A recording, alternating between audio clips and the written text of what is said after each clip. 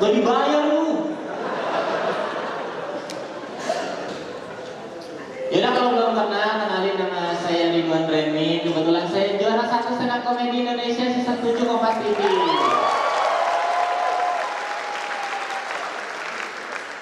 Cuma itu prestasi hidup saya, Pak.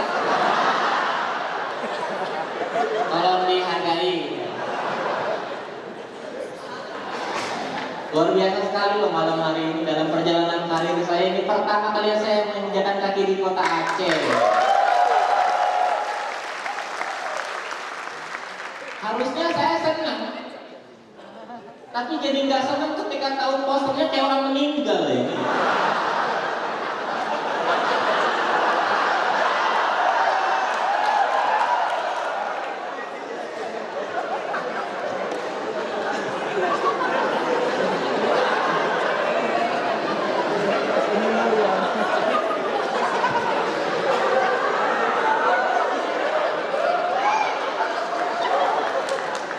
Ini idenya dari mana Pak Indra? Kayak Kak Priyasin.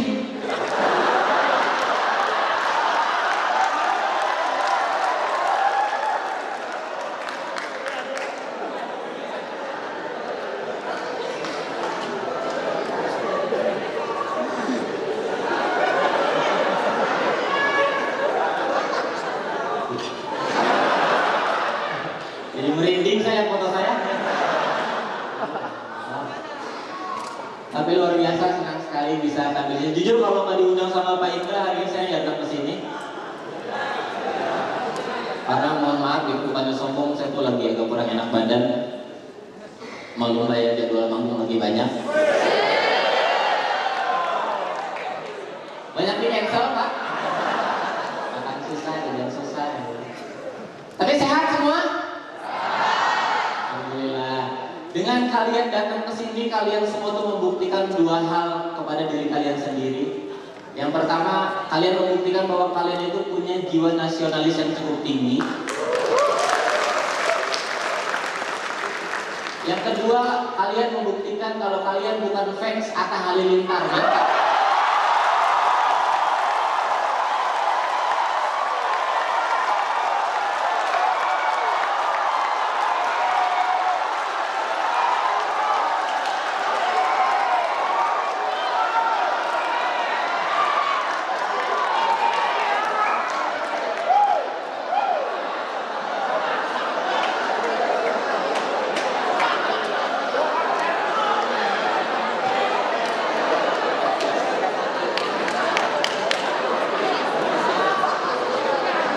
Kalian tuh punya dendam sendiri ya?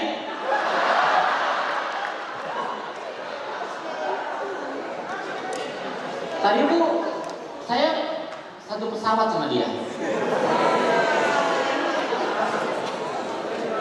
Dia bisnis kelas.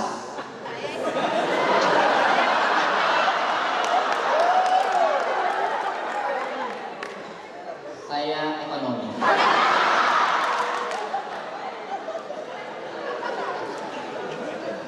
Ternyata acara pemerintah tuh nggak lebih banyak uangnya daripada acara IPO ya.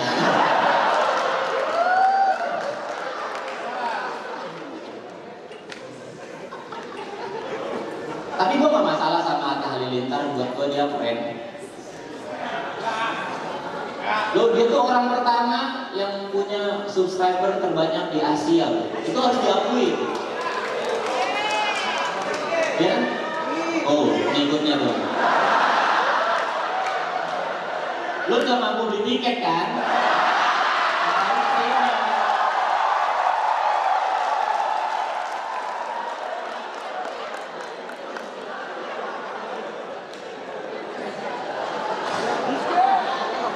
Tapi boleh kita benci orang, boleh, tapi kita harus akui karyanya juga bagus, harus diakui. Dia subscriber 13 juta di Asia, luar biasa. Jarang-jarang ada orang gila dengan pengikutnya.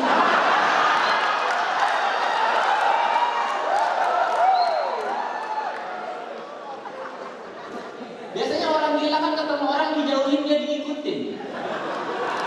Secara konsep orang gila aja dia udah indie gitu.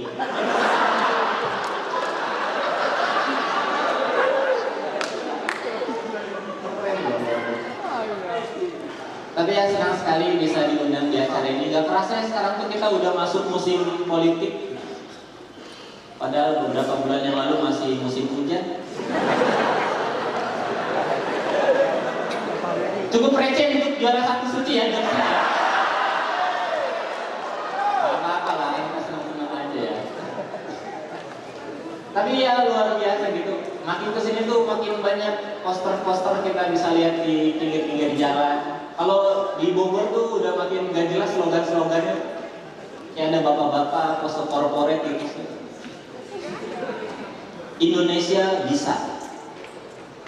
Bisa apa coba?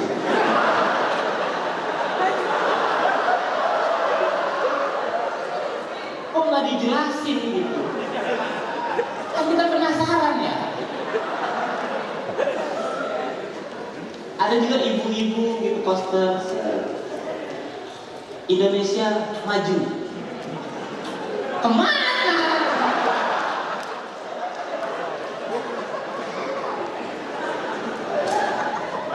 Ada juga yang pakai peci gitu terus Insya Allah siap. Kok nggak yakin gitu? Ya siap-siap aja lah.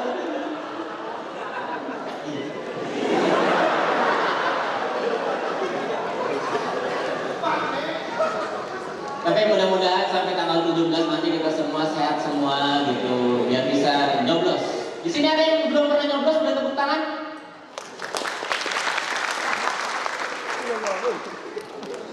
Yang belum pernah dicoblos, boleh tepuk tangan?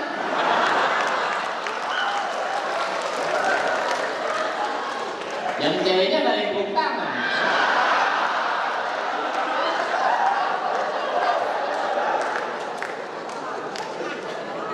Cewek-cewek petahana.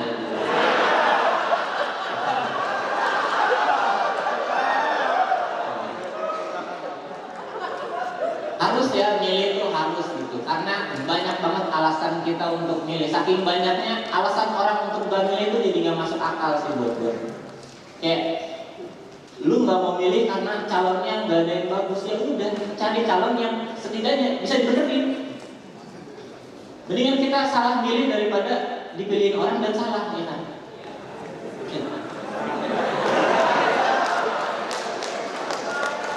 Yang di sini ngerti ya maksudnya ya?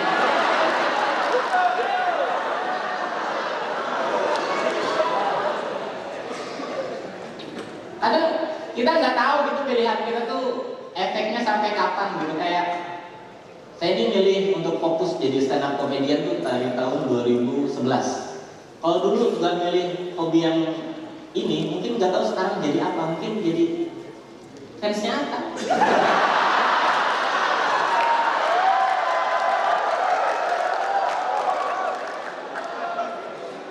Iya, Atta keren tahu sebenarnya dia keren gitu. Dia wajar punya followers banyak, anak-anak kecil, bego.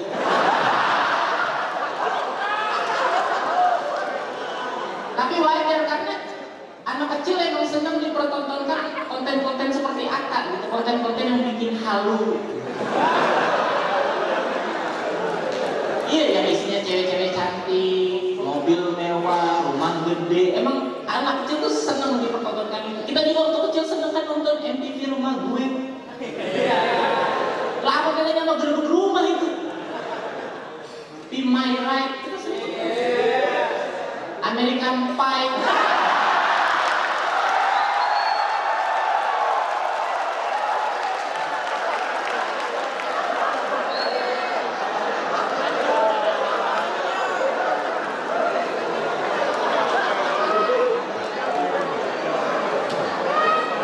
Maaf ya Pak, ini agak kurang masuk jokesnya mungkin ke kalangan Bapak. Ini khusus para pecinta lendir.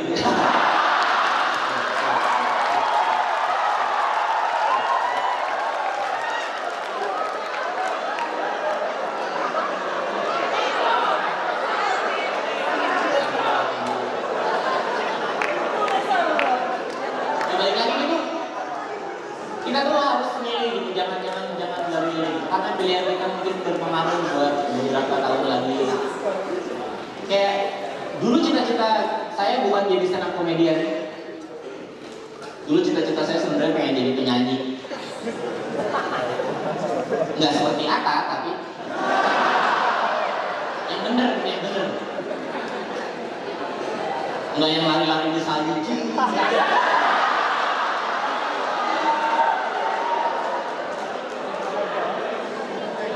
Dulu pengen jadi penyanyi, cuman saya sadar diri pilihan saya itu kurang tepat. Karena kan saya sadar suara saya ini terlalu berbahaya ya. Jangan buat nyanyi, celaka aja nyamuk lewat mati. Dulu ke zaman sekolah pernah nyanyi gitu, hobi di kamar mandi. Baru 1 bait, ubin retak. Nyanyi 2 bait, tembok retak. Nyanyi selagu full dengar kabar tetangga suami istri hubungannya retak. Mengancam loh. Ada fokus jadi stand up komedian gitu. Tanpa stand up komedi mungkin hari ini saya bukan siapa-siapa.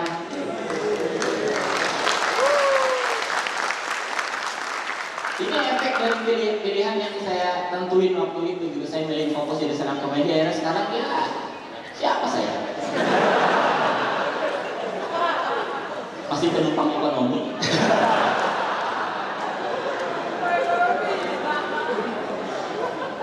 Saya tuh sebelum jadi stand up komedian tuh cuma seorang kapiten. Oh. Enggak.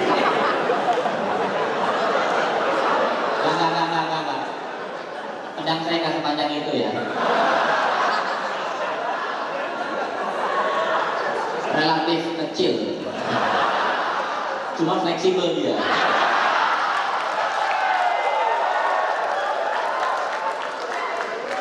Dilipat.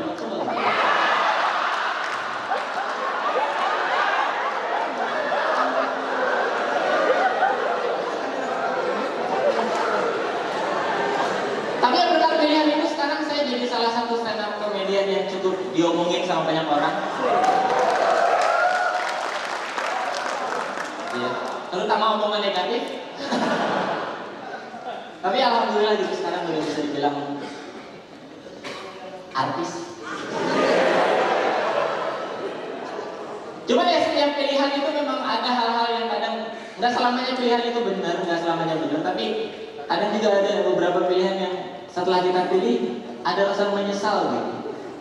Karena mungkin kurangnya informasi gitu. Kayak dulu nganggapnya jadi artis tuh enak, hidupnya bergelimang harta gitu, ya, punya privilege lebih jauh dari permasalahan hidup. Setelah ngalamin sendiri jadi artis, ternyata ada nggak enaknya. Gak enak itu kadang suka dibecandain sama teman-teman rumah, kayak lagi jalan ke warung, ada temen pulang kerja, kadang suka bercandain kayak cie artis, stand up dong.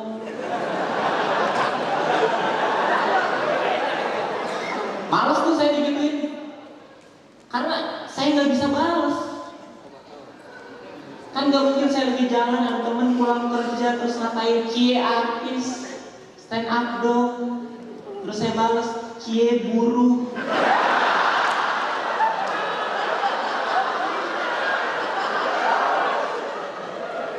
Demo dong.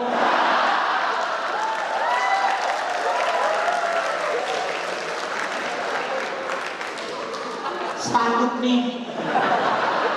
Bensin korek bakar diri.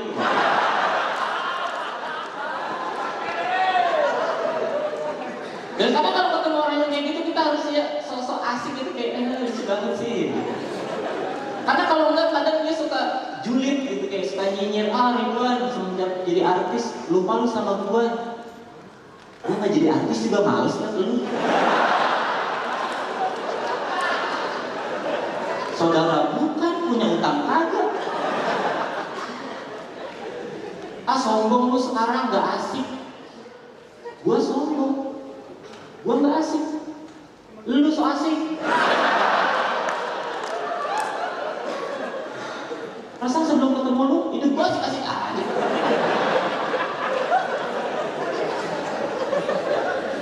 Kadang nyesel gitu jadi artis tuh, karena zaman sekarang gampang banget artis tuh dicap sombong.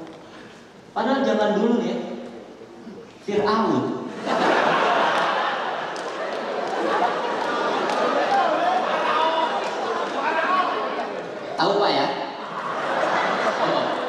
kesepakatan.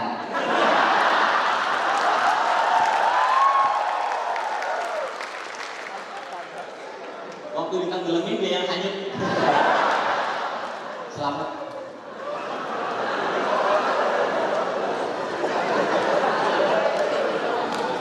Fir'aun untuk dapat cap sombong itu susah loh. Ya kan? Dia harus kaya raya dulu, ngehina-hina budak dulu, ngaku-ngaku Tuhan dulu, baru dapat cap sombong. Saya cuma gara-gara gak fallback dikatain sombong. Cuma gara-gara gak fallback saya setara sama Fir'aun.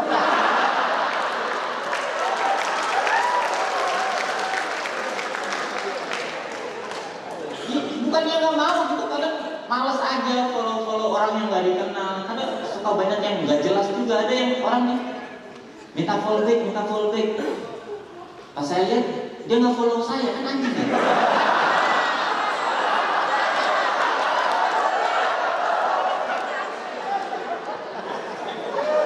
Bangke ya. Dikiranya saya bego, dikiranya saya bisa dibohongin. Nah, orangnya tuh minta follow back tapi nggak follow, dikiranya tuh bisa dibohongin gitu. Ya udah gua unfollow.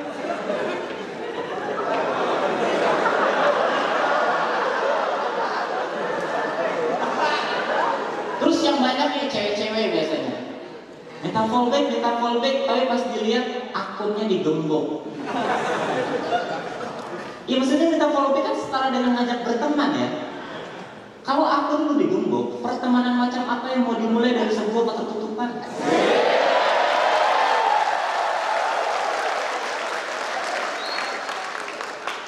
Itu kan sama kita lagi nongkrong gitu di misalnya Tofi Kopi. Ya, ada cewek nyamperin ngajak kenalan, tapi pakai helm.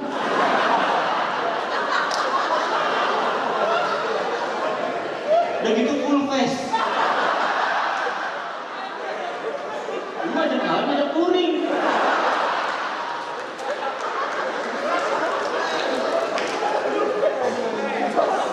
Ya mungkin buat orang memilih untuk saling follow-followan asal di sosial media tuh bisa asal aja gitu, yang penting temannya banyak. Buat saya enggak, saya tuh orangnya selektif. Sosial media saya adalah lingkup pergaulan saya gitu.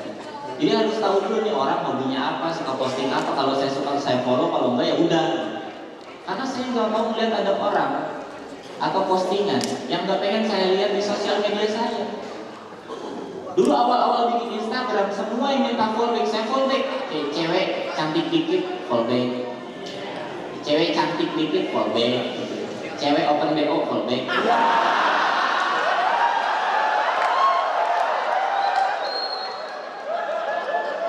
Bapak agak masuk yang ini apa ya? Saya juga. Mungkin nanti habis ini kita bisa tukeran gocap. Ya semua di fallback. Cuma dari semua yang di fallback itu tiba-tiba ada satu orang yang hobinya ngupload ayat kitab suci. Ya maksudnya itu kan tidak sejalan dengan visi misi saya main sosial media. Orang niatnya mau nyari cewek, malah dapat wahyu, kesel.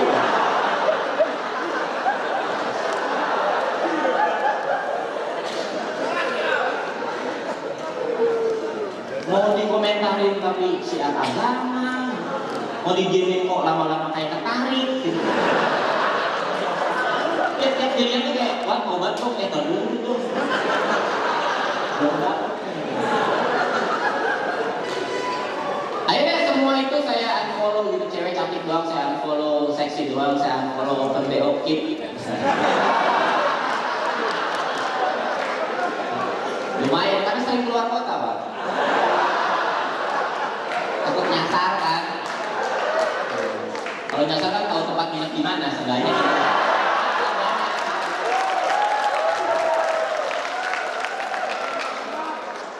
Tapi di sini nggak ada biasa, susah banget.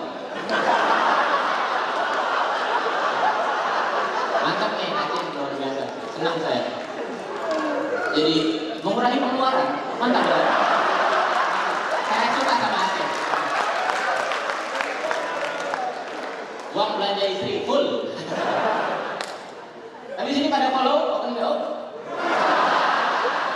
Kalau ke kota lain itu mungkin kalau di Aceh kan ada kota lain. Saya jujur senang gitu kalau mereka itu senang. Enggak, bukan buat hal-hal negatif gitu, tapi lebih ke survei.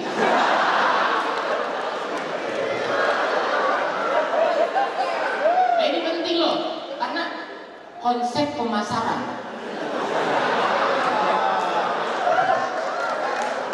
Yang ditawarkan sama cewek-cewek Open BO itu jauh di luar nalar. Makanya nih, nanti kalau follow, perhatiin. Jangan cuma di booking, perhatiin. Mereka kalau pasang foto, itu kan hampir semua gayanya sama gitu, kayak dadanya diumbar, ya kan? Tapi mukanya di blur. Itu pertama kali saya lihat tuh, ini yang aurat yang mana nih?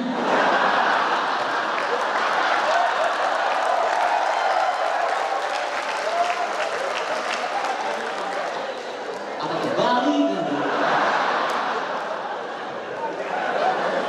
Tumpah.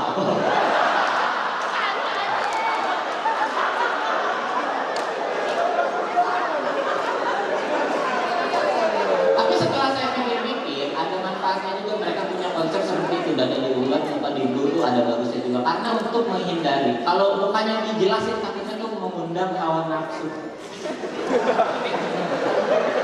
Nafsu amarah, udah jelek bugil, oke.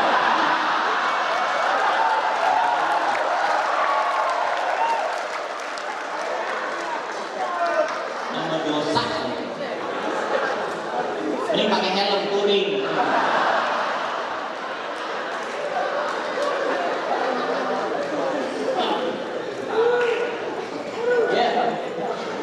Intinya jangan takut untuk memilih. Emang kalau milih itu ada salahnya juga, tapi kalau kitanya tetap konsisten pasti ada hikmahnya juga gitu. Sekarang dari pilihan yang waktu itu saya putusin untuk fokus jadi stand up comedian, sekarang saya bisa punya kesempatan untuk kerja sama orang-orang besar kayak Calon Tong, Indro Warko, Big Show, materi suca itu ya. Agak tipis memang.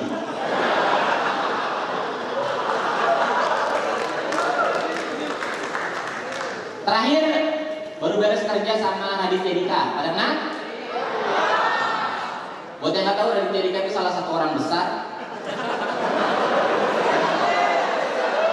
Iya, casingnya kecil, tapi penghasilnya gede loh tuh bocah.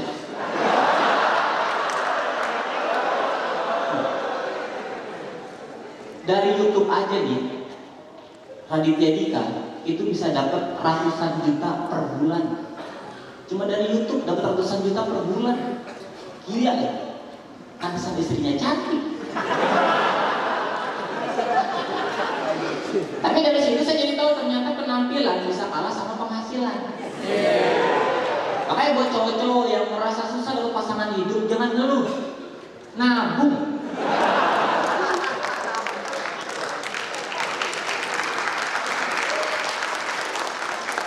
Kalau tabungan udah banyak, minimal kalaupun nggak bisa dapetin pasangan, ya bisa operasi plastik lah.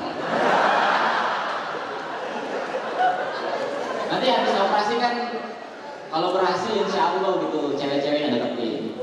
Kalau gagal ya udah bilang aja dikumpulin.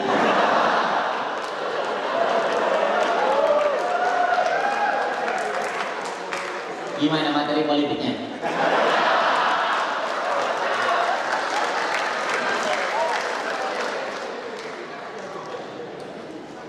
Cuma ya ketemu sama Raditya Dika itu cukup memberikan efek yang mendalam di hati saya. Sebelum ketemu dia, saya merasa hidup saya sebagai manusia ataupun sebagai artis itu sudah berkecukupan. Ya, saya punya rumah, punya mobil, punya istri. Begitu ketemu sama Raditya Dika, saya ngerasa gembel. Apa yang saya punya nggak bisa dibandingin sama punya dia. Mobil saya sama mobil dia kalah mewah, rumah saya sama rumah dia kalah gede, istri saya sama istri dia kalah telak.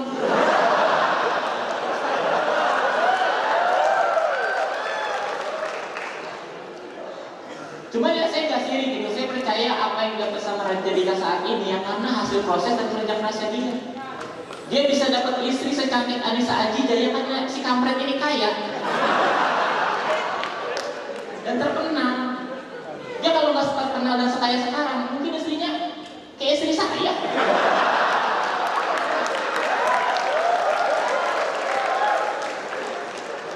Kenapa istri saya?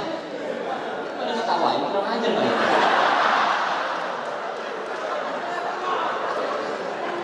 Istri saya itu pose sip.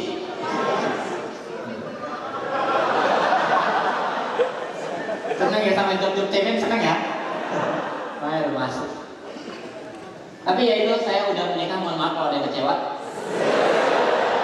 Mohon maaf Pak, mohon maaf. Takutnya gitu kayak, anak gue cocok nih, nggak jadi lah. Saya udah nikah gitu. Dan setelah udah nikah saya baru sadar ternyata wanita itu memang makhluk yang sangat spesial.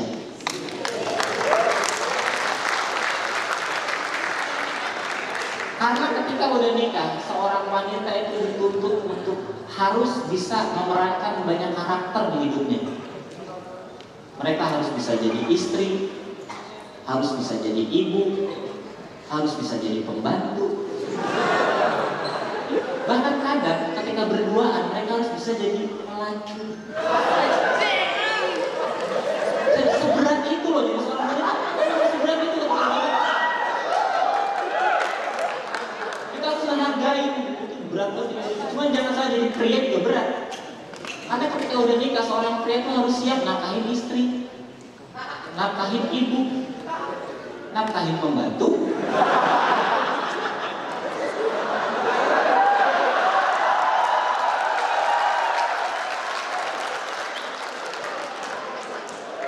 Dan kadang kalau nggak lagi berduaan, ngapain pelacur? Masalah pelacurnya gonta ganti mas selera ya.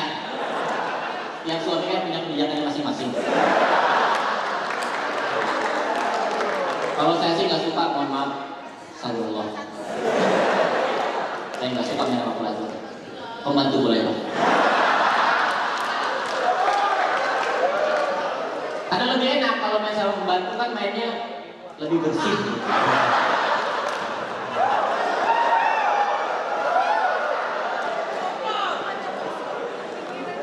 Cuma ya zaman sekarang jadi seorang wanita yang udah menikah itu menurut saya beban hidupnya udah jauh lebih berkurang. Karena salah satu faktornya yaitu kecanggihan teknologi. Kadang kita cowok-cowok nggak perlu nuntut wanita kita bisa melakukan segalanya karena teknologinya udah canggih.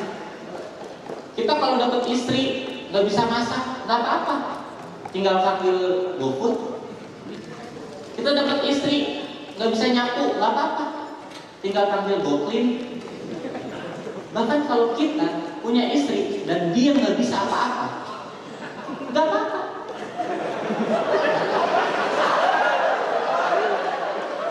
Tinggal panggil goblok.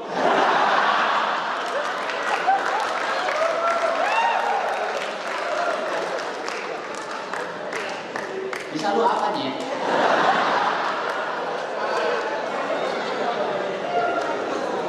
Gue daftarin Gojek nih.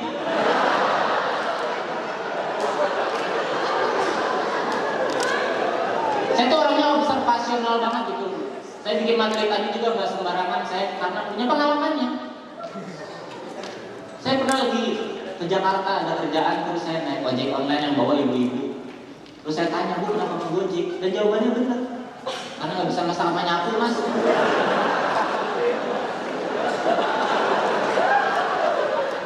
Emang gampang naik motor ya Bu ya? Semangat Bu. Makasih Mak. Sama-sama Nyet.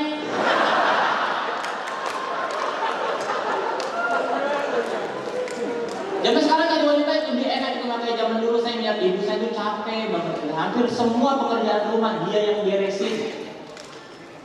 Pagi-pagi udah bangun, nyuci, masak, bangunin anak-anaknya sekolah, anak-anaknya mandi, dia yang nyiapin semua perlengkapan sekolah, dia nyiapin buku, nyiapin baju. Kadang saking rajinnya nyokap saya belum selesai mandi, dia udah selesai ngerjain PR.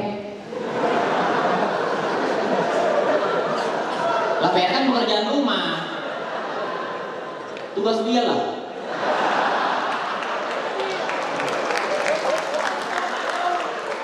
Terus saya berangkat sekolah, dia nggak istirahat, dia lanjut beberes rumah, dia nyapu, ngepel, nyuci, nyetrika. Siang-siang saya pulang sekolah, dia udah masak lagi. Saya pulang makan, dan kadang tanpa rasa terima kasih sedikit pun, saya langsung pergi dari dia main. Tapi ibu saya nggak pernah kecewa, nggak pernah marah. Dia paling cuma merenung kayak, aduh, kok PR-nya salah semua.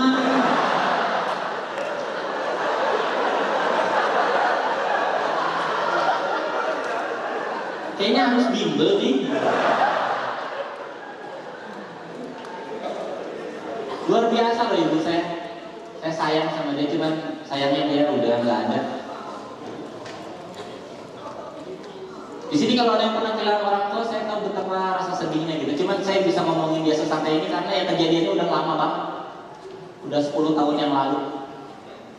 Jadi kalaupun kalian percaya setelah kematian itu ada kehidupan lagi, yang mungkin sekarang nyokap gue juga udah sibuk.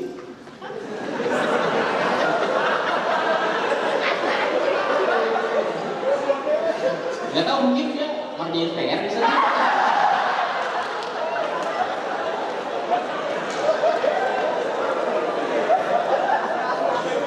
Cuma pas awal-awal nyokap baru meninggal tuh jujur sedih banget dan drop banget gitu, kayak gue harus terima kenyataan bahwa harus kehilangan sosok ibu yang sangat saya cintai. Cuman bokap saya jauh lebih sedih karena dia harus kehilangan sosok istri.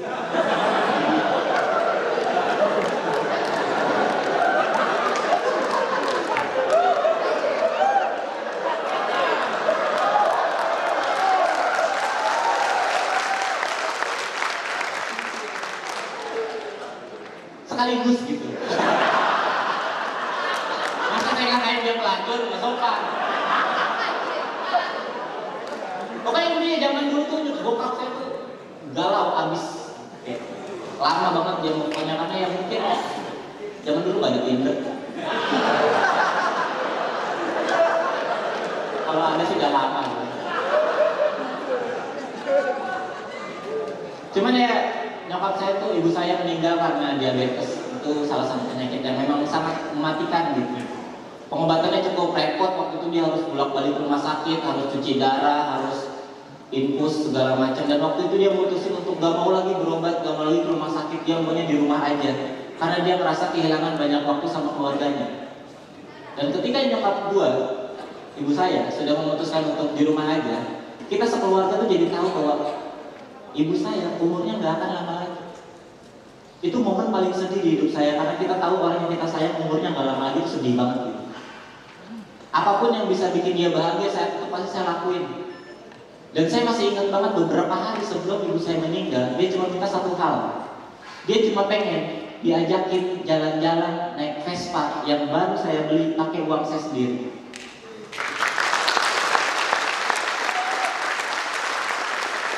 Saya ajakin dia jalan-jalan gitu, sambil di hati saya itu ada perasaan dilematis gitu, kayak antara sedih dan takut. Sedih karena saya tahu ini bakal jadi kenangan terakhir saya sama dia. Takut karena saya belum lancar bawa Vespa.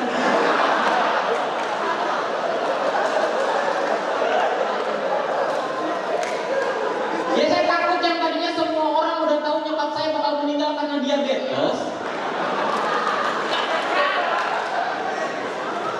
malah meninggal karena kecelakaan motor. Saya kan gak mau yang dari semua orang udah nyalahin takdir, jadi nyalahin saya.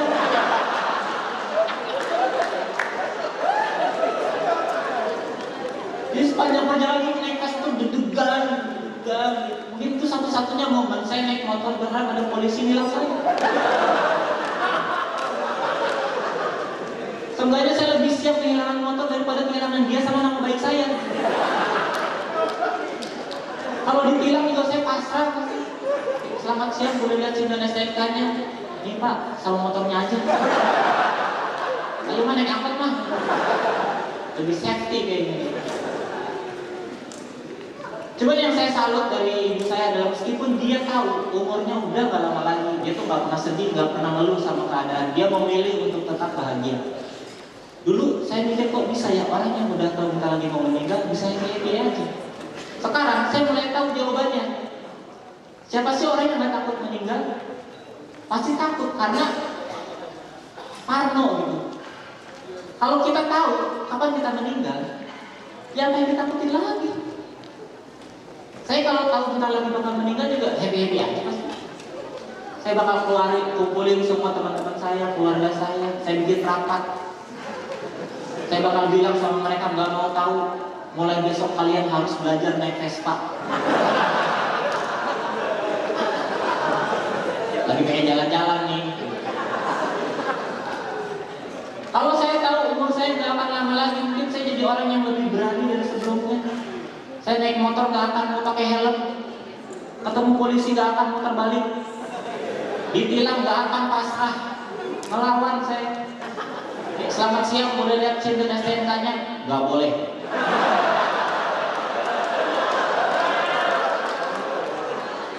Punya gua nih.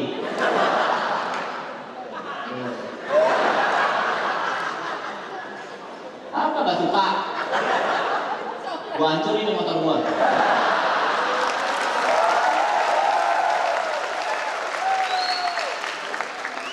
Terakhir, coba kalian cek yang kemarin viral ngancurin motor Scoopy. Kayaknya udah meninggal.